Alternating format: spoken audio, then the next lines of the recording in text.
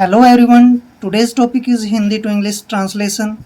यहाँ पर कुछ सेंटेंस दिए गए हैं, जैसे मैंने उसे फिर बुलाया, तुमने झूठ बोला है, हम अपना काम कर चुके हैं।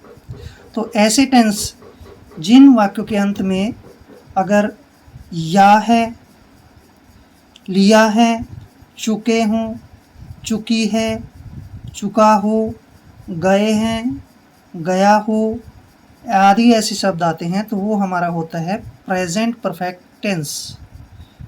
Present perfect tense. और ऐसे वाक्यों को बनाने के लिए जो स्ट्रक्चर होता है वो होता है subject plus has, have plus verb की थर्ड फॉर्म प्लस में ऑब्जेक्ट। तो इन वाक्यों के साथ ये नियम जरूर याद रखना है आपने कि I, we, you, they plural noun के साथ जो हमेशा हैव का प्रयोग करना है, और ही, सी, इट और सिंगुलर नाउन के साथ हमेशा हैज़ का प्रयोग होगा। तो यहाँ पर फर्स्ट सेंटेंस है मैंने उसे फिर बुलाया। अब मैं के लिए लिखेंगे हम, मैंने के लिए आई, और आई के साथ हमेशा क्या आएगा, है। I have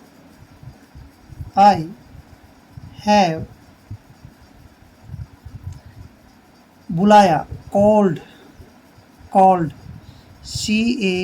CALLED called, him again दोबारा से, him again. I have called him again, मैंने उससे फिर से बुलाया।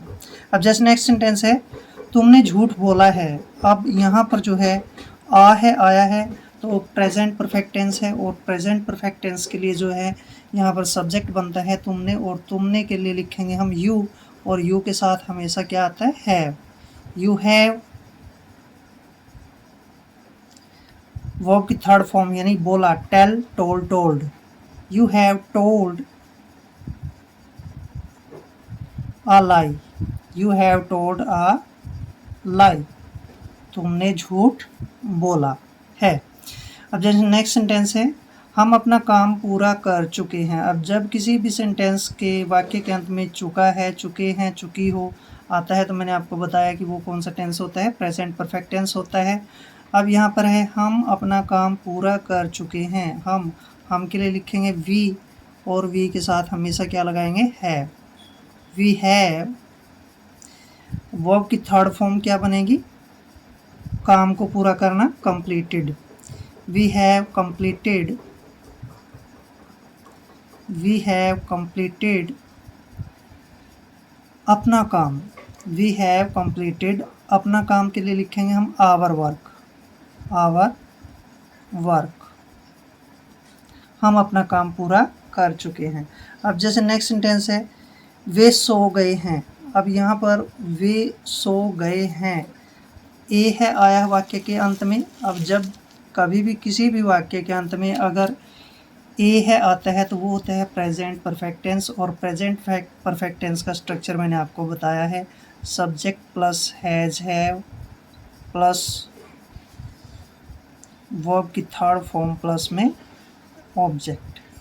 अब वे के लिए लिखेंगे हम दे। अब जो सोना होता है उसके लिए लिखेंगे हम दे के साथ हेल्पिंग वर्ब आएगा, हैव। दे हैव, सोना को इंग्लिश में बोलते हैं स्लीप, स्लेप्ट।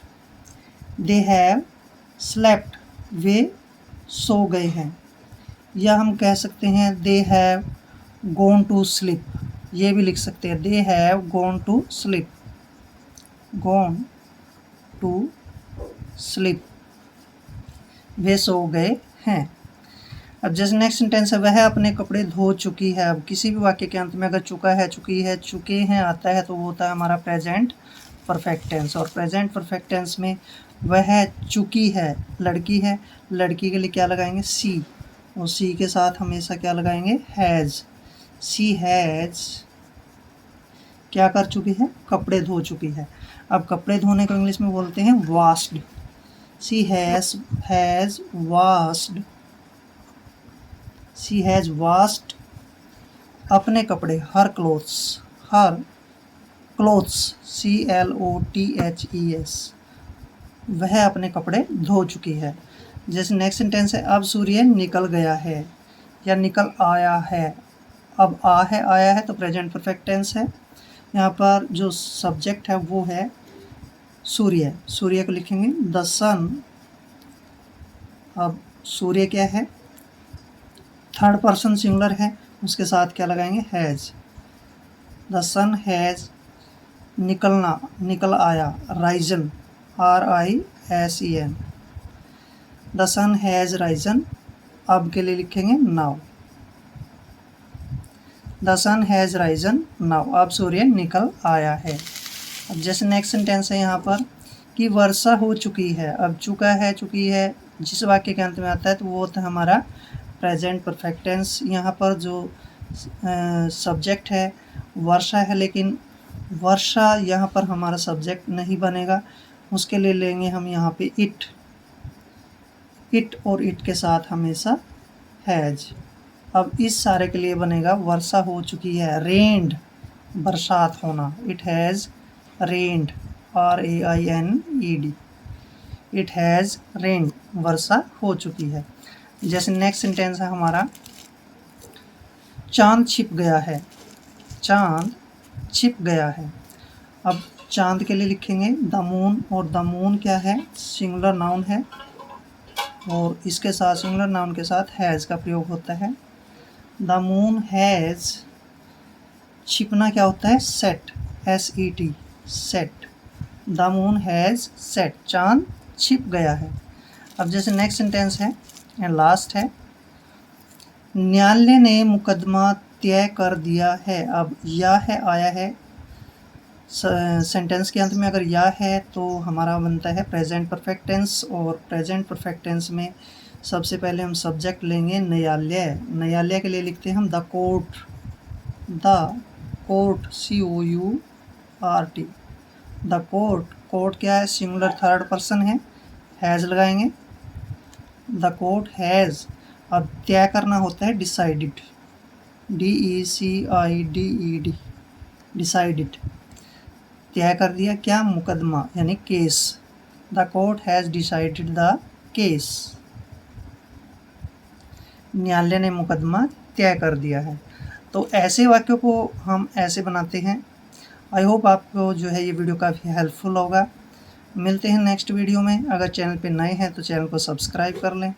जय हिंद, जय भारत।